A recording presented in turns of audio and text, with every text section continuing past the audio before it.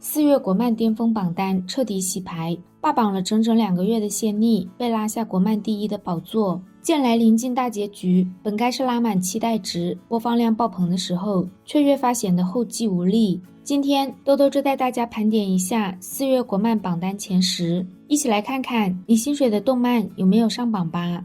第10名，光阴之外。作为废土仙侠的光阴之外，它构建了一个被神灵残面污染的末日世界，目光所及之处皆为禁区，万物随时都可能发生畸变。男主许钦也不是热血少年，而是一个从人吃人的贫民窟中爬出来的幸存者。许钦是一个对敌人狠、对自己更狠的狠人，而在他这种狠的背后，是他绝境中对生命的极致渴望。这种带点疯批的属性，可以说精准击中了当下观众的审美，多的不敢说，豆豆这很吃这种疯批。光阴之外开播时间并不算久，再加上是优酷独播，受平台限制，它以1831万的播放量占据榜单第10，相对来说算是站稳脚跟的黑马了。若是放在大家都知道的那个大平台，相信光阴的播放量远不止于此。第9名，吞噬星空。吞噬星空是大家熟悉的老朋友了，作为国漫科幻目前的天花板，吞噬算是腾讯年番中的硬核作品，常年稳居在各种榜单上。4月就以2665万的播放量稳居国漫榜单第9。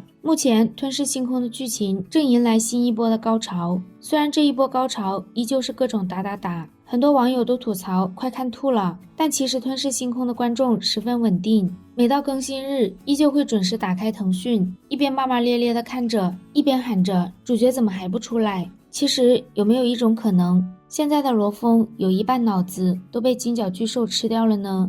第8名，完美世界。作为腾讯的经典年番，完美世界累计追番人数已经突破3000万。完美采用年番加特别篇加剧场版的模式，持续维持热度。4月份，完美世界以2776万的播放量稳居国漫榜单第8。10号开启全新冒险篇章，这种不是在打架，就是在去打架的路上配合顶级的战斗美学，就是完美世界核心吸引力所在。网友称赞它是用拳头打出来的顶流，流水的榜单，铁打的完美世界。虽然很多网友吐槽审美疲劳，但完美世界依旧有着强大的基本盘。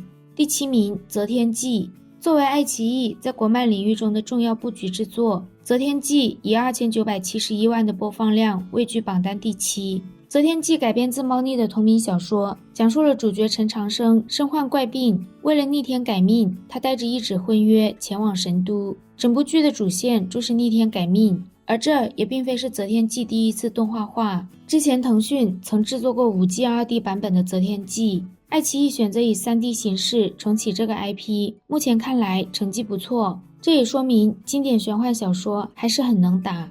第6名，凡人修仙传。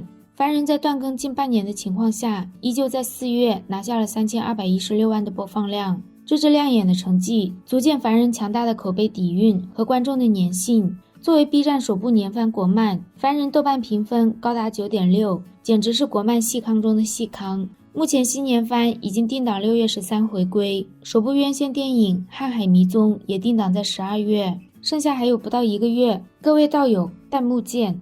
第5名，遮天。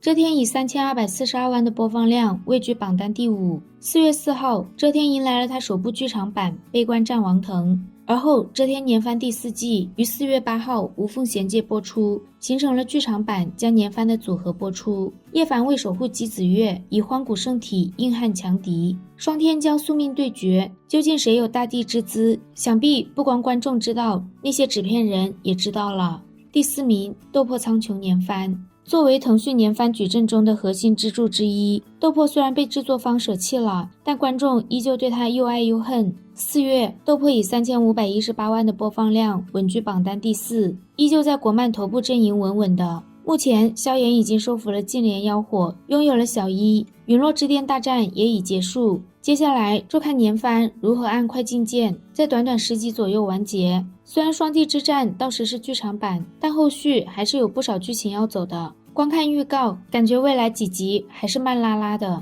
第3名，剑来第2季。剑来是整个榜单中唯一一个不是年番的季播国漫，作为2026开年国漫天花板，剑来第2季云和新番榜连续霸榜5周，剑来在4月份以3999万的播放量位居第3。第2季承接第1季结尾，陈平安护送宝平前往大水山雅学院求学。这一季最大的亮点就是对人物的刻画。陈平安那一句唯心之事一步不可为，精准传递了他坚守本心的核心人设。同时这一季的群像也很出彩，那个善良的阿良、崔东山，以及未来将成为天下第1女父子的小女孩，每一个都十分出彩。剑来从第1季开始就以文戏无敌出名，第2季文戏中暗藏的东方哲思依旧引发全网热议，网友辣评这是一部需要静心细品的慢热佳作。第2名仙逆，仙逆以5164万的播放量位居榜单第2，与第1名仅差小几百万。